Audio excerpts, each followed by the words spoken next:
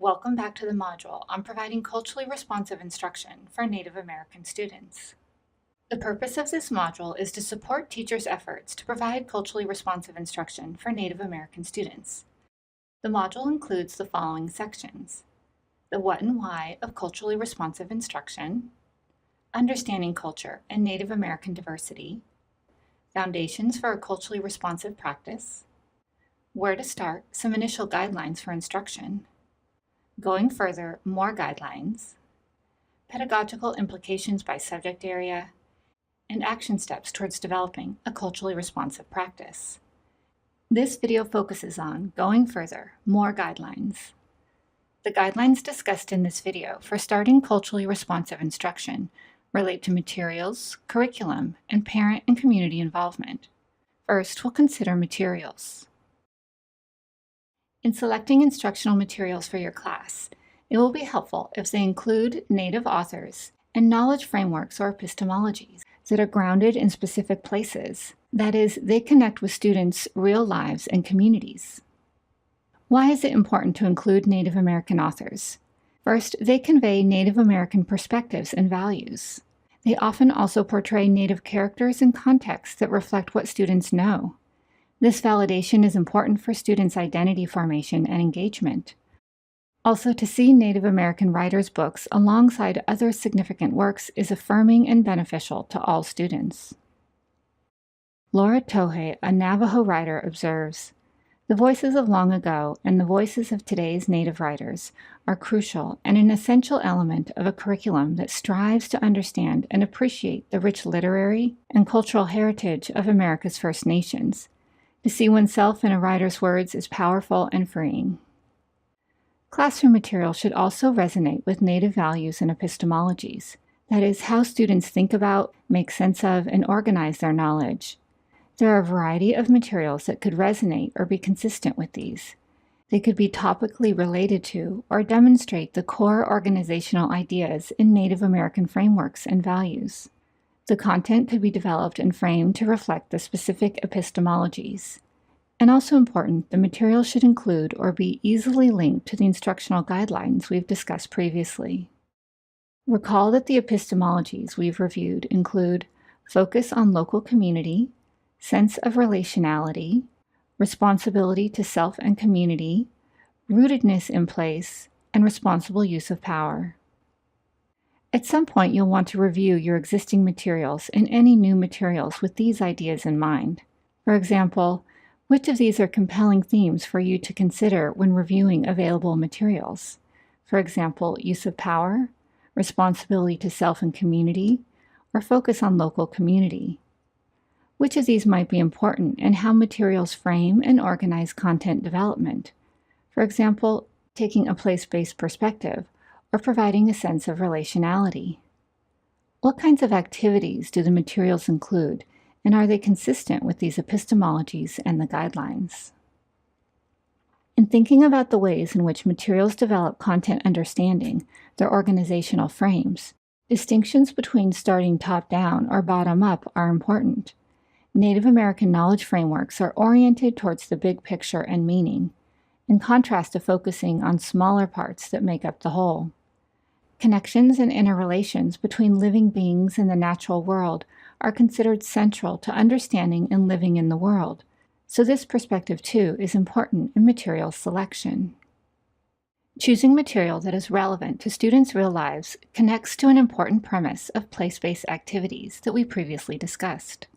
That is, that Native American students are not frequently situated to thrive in an education context that is based on a generalized or universalized curriculum, void of references to local places and community.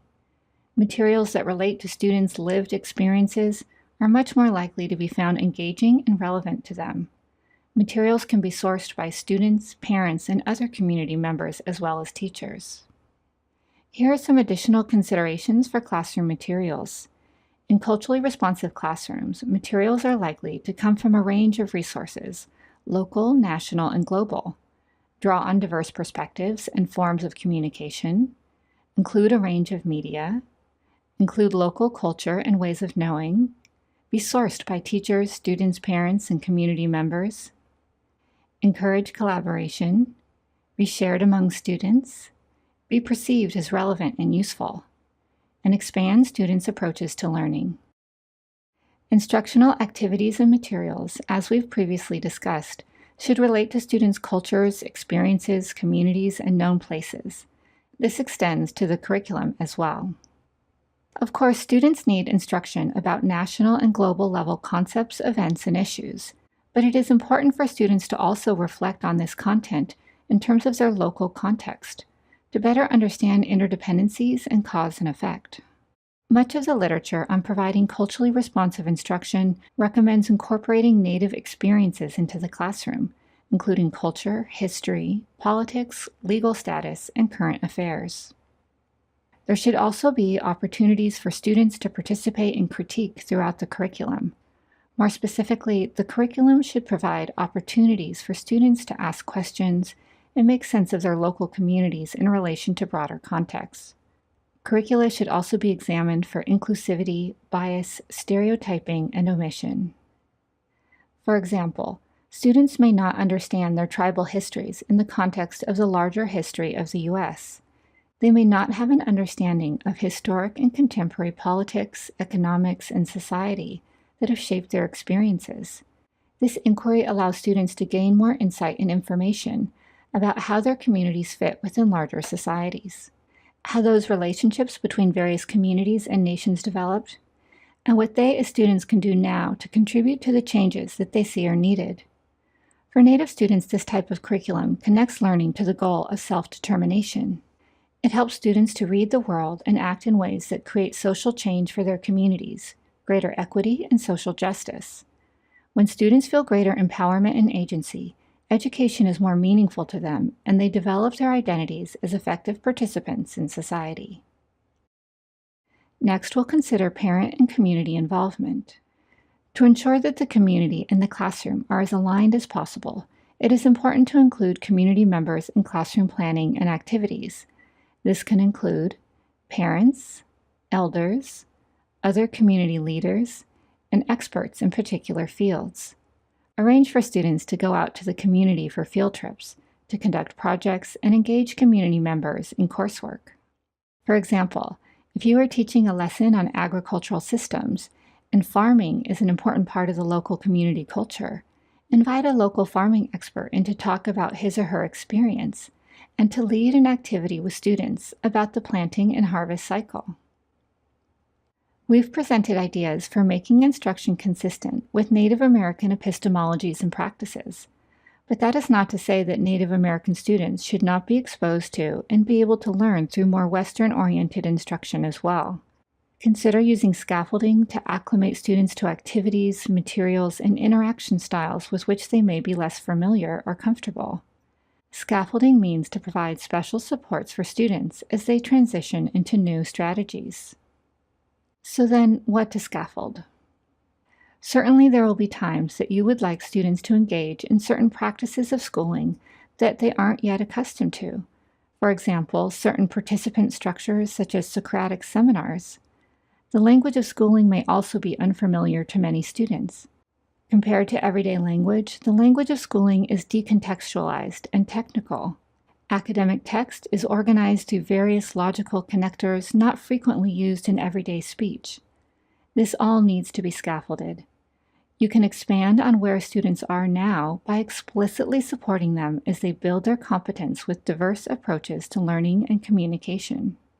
You will want to start by learning what learning styles and communication practices your students are already familiar with and what they are not. Then plan to scaffold the use of language and teaching and learning strategies in the classroom that you would like students to become familiar using. You can both honor and build on the norms students come to school with and give them educational opportunities that expand their capacity.